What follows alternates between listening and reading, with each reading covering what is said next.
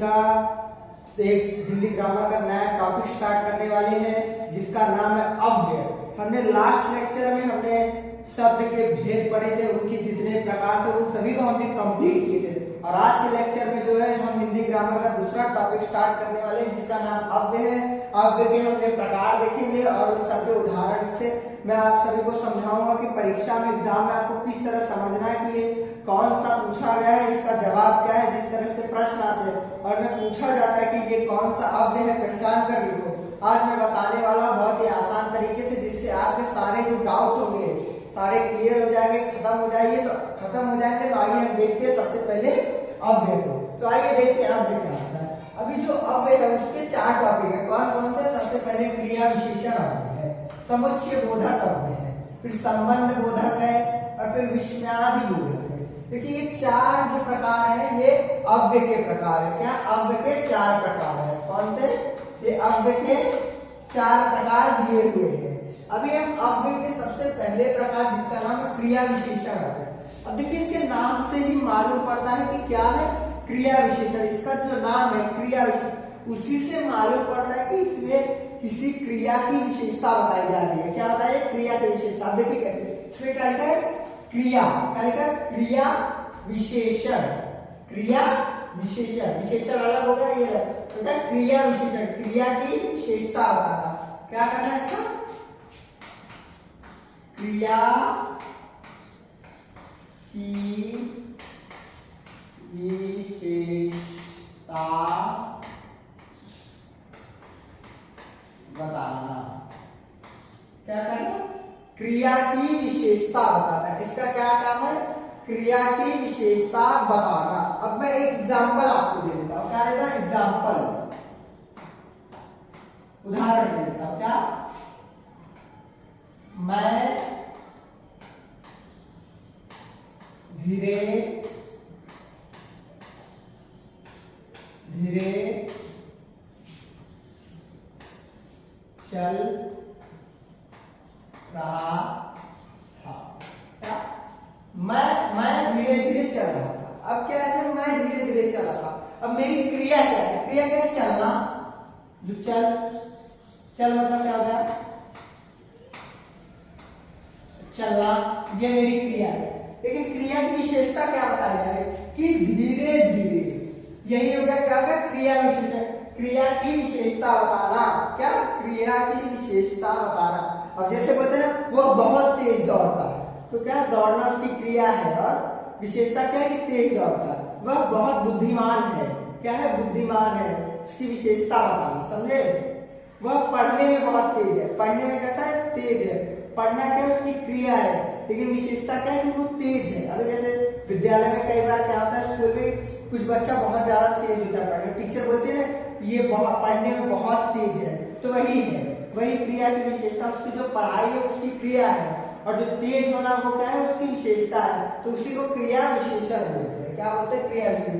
क्रिया विशेषण क्या होता है? क्रिया की विशेषता बताना। क्रिया की विशेषता बताना। उदाहरण में मैं धीरे धीरे चल रहा था। चलना, चल मतलब चलना होता है, उसकी क्रिया क्या है? धीरे धीरे विशेषता होगा। क्रिया क्या है? चलना। चल मतलब चलना होता है और उसकी विशेषता क्या है? धीरे धीरे। अभी ये क्या है? समुच्चय बोधक। क्या है? तो क्या होता है? अभी ये दोनों देखेंगे तो अभी समुच्चय बोधक क्या है? समुच्चय बोधक में क्या होता है कि जो ये शब्द इसमें होता है, उस शब्द जो है इसमें तो इसमें क्या होता है कि संबंध बोधक की तरह इसमें भी होता है। कुछ शब्द होते हैं ये भी क्या करते हैं? 2 शब्दों को जोड़ते हैं। लेकिन इस समुच्चय बोधक में क्या होता है कि दोनों शब्द एक दूसरे पर आधीन होते हैं। क्या होते हैं? आधीन होते हैं। आधीन होते हैं। क्या होते हैं? शब्द एक दूसरे पर आधीन होते हैं। एक दूसरे पर आधीन होते हैं। बराबर। अब इसका उदाहरण मैं बता देता हूं। जैसे देखिए मैं उदाहरण देता हूं, कृष्ण सुंदर है। कृष्ण सुंदर है, ये पहला शब्द है। लेकिन लेकिन यहां लिखा राधा जितना नहीं। क्या कृष्ण सुंदर है लेकिन राधा जितना नहीं। अब क्या इसने बता दिया जो कृष्ण है वो सुंदर है लेकिन क्या बोला, लेकिन राधा जितना नहीं। मतलब कृष्ण सुंदर है, कृष्ण सुंदर है लेकिन राधा जितना, मतलब कृष्ण से भी ज्यादा सुंदर कौन है, राधा। इसमें समुच्चय बोधक का कौन कार्य कर रहा है, लेकिन। जो लेकिन है ये दोनों शब्दों को कहीं ना एक दूसरे को अर्थ प्रदान कर रहा है। अब जैसे इसमें राधा जितनी है, अब राधा जितनी है तो अर्थहीन हो गया। क्या हो गया, अर्थहीन हो गया। तो जो राधा को पूरा करने के कृष्ण है, कौन है, कृष्ण है। इसलिए कृष्ण सुंदर है लेकिन राधा जितना नहीं। इसलिए बोलते हैं ना कृष्ण बहुत सुंदर है लेकिन राधा जितना नहीं। बराबर समझ गए। अब ये संबंध बोधक, चलिए मैं इसको बताने से पहले आपको और डाउट होगा एक और, मैं इसके बारे में समुच्चय बोधक है उसका एक और उदाहरण आप सभी को दे देता हूँ। शब्दों को जोड़ा जाए तो दूसरा जो उदाहरण है, दूसरा उदाहरण आपको देख लीजिए। और जो दूसरा उदाहरण है वो उससे कहीं ना कहीं आपको समझ में आ जाए। जैसे राम प्रतीक्षा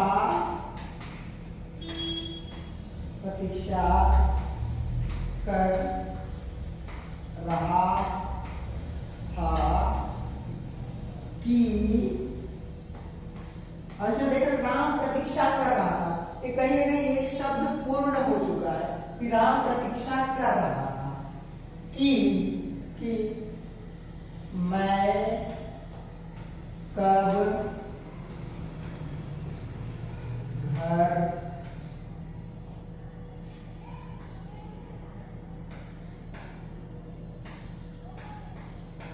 कब घर जाऊंगा।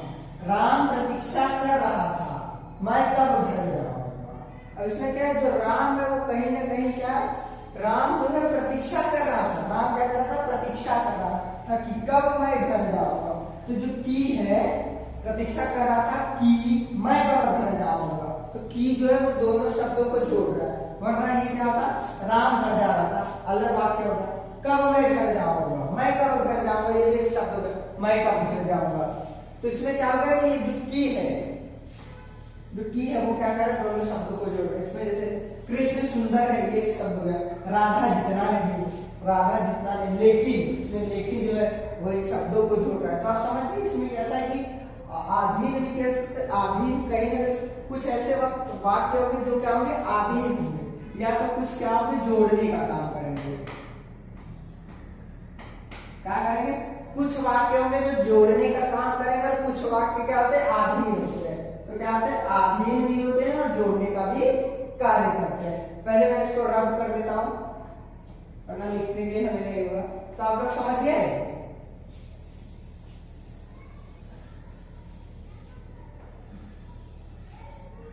अब देखो आप पढ़ेंगे तो कहीं ना कहीं जैसे क्रिया विशेषण की तरह इसमें भी लगता है, जैसे क्रिया विशेषण में क्रिया की विशेषता बताई जा रही है, उसी तरह संबंध बोधक में कहीं ना कहीं संबंध की बात की जाए, शब्दों को जोड़ा जा रहा है। क्या किया जा रहा है, शब्दों को जोड़ा जा रहा है। तो उसको किस तरह से पढ़ेंगे, संज्ञा और सर्वनाम, संज्ञा और सर्वनाम में के साथ दूसरे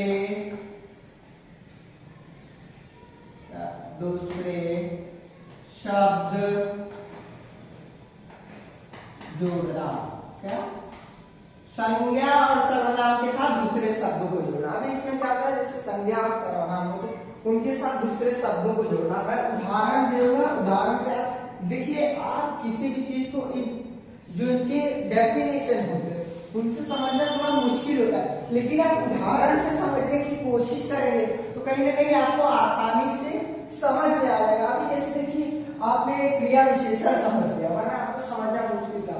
इसके बाद हमने समुच्चय बोधक उदाहरण से पहले दोनों उदाहरण दिया, उससे समझ गए। इसके बाद जो हमारा तीसरा है संबंध बोधक, आप समझ रहे हैं किसी संबंध की बात, मतलब शब्दों को जोड़ा जा रहा है।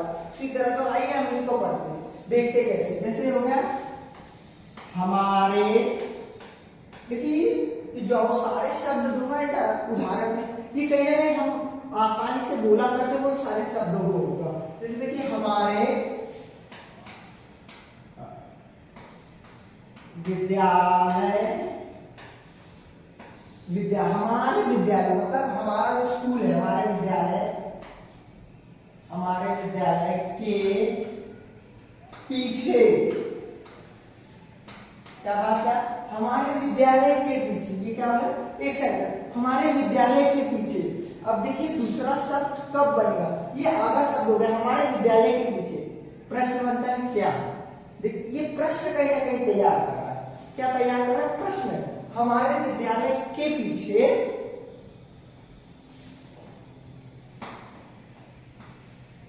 जंगल है। देख रहे किस तरह से शब्दों को, देख रहे प्रश्न उत्पन्न कर रहा था, लेकिन जैसे ही मैंने दूसरा वाक्य लिखा तो ये पूरी तरह से क्लियर हो गया। हमारे विद्यालय के पीछे, देखिए ये हमारे विद्यालय के पीछे ये प्रश्न ला रहा था। अभी जैसे बोलता है हमारे घर के पीछे, प्रश्न आ गया, हमारे मस्तिष्क में प्रश्न आता है, हमारे दिमाग में कि आगे बोलना क्या चाहता है, हमारे घर के पीछे। अभी जैसे मैं बोला मेरे घर के पीछे, अब आपके मन में आएगा सर के घर के पीछे क्या, बराबर, मेरे घर के पीछे क्या, तो मैं बोलता मेरे घर के पीछे क्या है, खुला मैदान है, क्या खुला मैदान है, बराबर। तो ऐसे बोले हमारे विद्यालय के पीछे जंगल है, क्या है, जंगल है, उसकी जगह मैदान ले सकते हैं आप।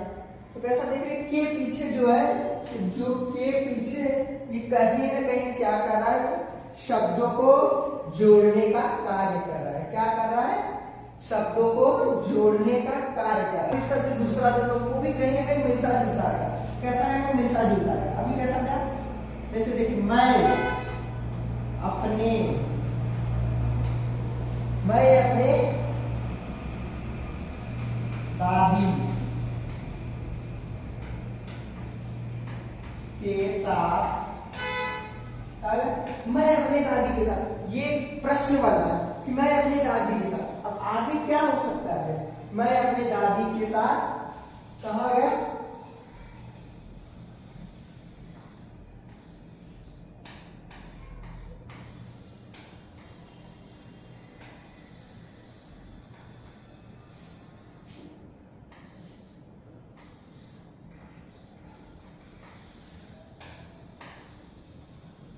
अब क्या हुआ, मैं अपने दादी के साथ प्रयागराज पहुंचा।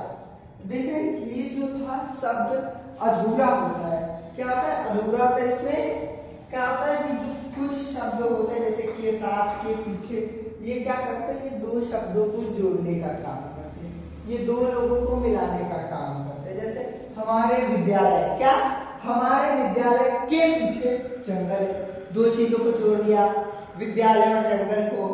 हमारी, मैं अपनी दादी के साथ प्रयागराज, दादी, अपनी दादी और प्रयागराज दोनों के साथ इसने जोड़ दिया, मैं अपने दादी के साथ प्रयागराज पहुंचा। देख रहे हैं किस तरह से शब्दों को जोड़ने का काम कर रहा है, समझ गए आप। अभी संबंध बोधक हो गया।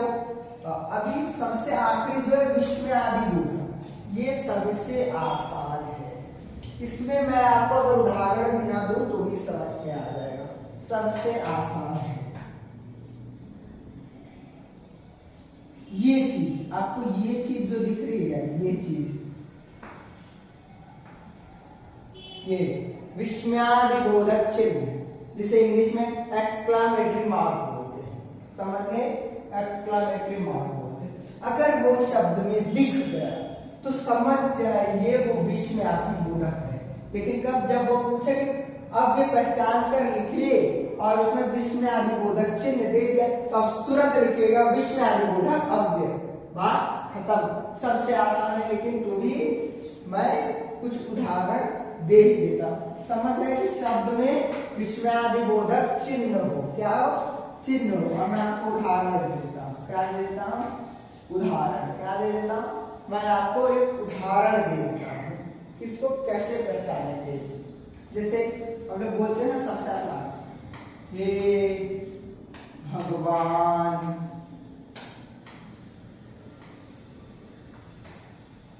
हे भगवान, इसका एक्सक्लेमेटरी मार्क। ये परीक्षा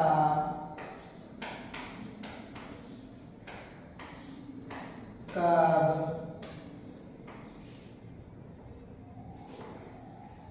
खत्म होगी? क्या? हे भगवान, ये परीक्षा कब खत्म होगी? हम बोलते एग्जाम का भी टाइम आने वाला है, हे भगवान ये एग्जाम कब खत्म होगा? बोलते नहीं हे भगवान एग्जाम कब खत्म होगा। फिर कुछ टीचर होती है जो लेक्चर में एकदम बोर करते थे, हे भगवान ये टीचर कब जाएगी, अरे ये टीचर कब जाएगी, ये कितना पकाती है। हमारा कोई फ्रेंड है फोन पे बात कर रहा है, अरे भाई एग्जाम का, वो आपके सामने अपने एग्जाम का रोना धोना शुरू, बताइए भगवान कब फोन रखेगा। तो कुछ उसी तरह विश्वनादि बोधक है। तो आज हमने सबसे पहले क्या पढ़ा, ये देखिए क्रिया विशेषण अव्यय। क्रिया विशेषण अव्यय क्या होता है आपने समझ ही गए, क्रिया की विशेषता बताना। समुच्चय बोधक को भी समझ गए कि दो शब्दों को, दो वाक्यों को कहीं ना कहीं जोड़ा जाता है, वो होता है इसका संबंध बोधक। क्या करना, संज्ञा और सर्वनाम के साथ दूसरे शब्दों को जोड़ने का काम करता है। जैसे हमारे विद्यालय के पीछे जंगल है, मैं अपनी दादी के साथ प्रयागराज गया, समझ गया। विश्वनादि बोधक सबसे आसान, अगर ये चिन्ह दिख गया समझ जाइए विश्वनादि बोधक अव्यय है, इसके अलावा कुछ नहीं है।